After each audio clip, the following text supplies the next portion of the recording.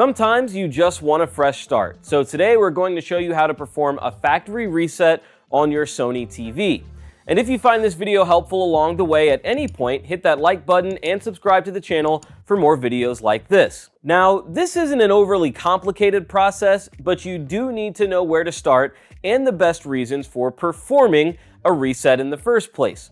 If, for some reason, your settings have just gone off the rails and it would be easier to just start over, go for it.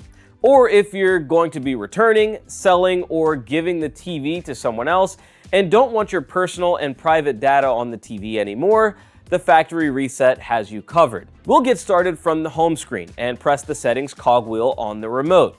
Then select all settings. From there, we'll navigate down and select System. Then select About, then Reset. This will erase all customer data and reset the TV to its original state out of the factory. But it's worth noting this is a pretty hardcore option, maybe a little too hardcore for someone just looking to correct a few minor issues. If you need something a little lighter than a factory reset, try a restart instead.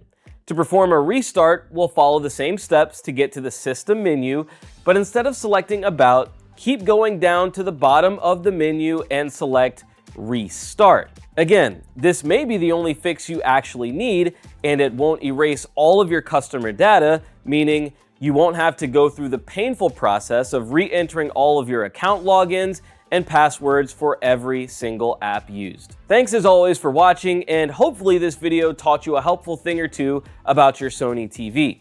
Be sure to subscribe to the channel as we continue releasing how-to guides and tutorials, and check out Caleb Dennison's You Asked series, where he answers specific viewer questions around home theater and just about anything else.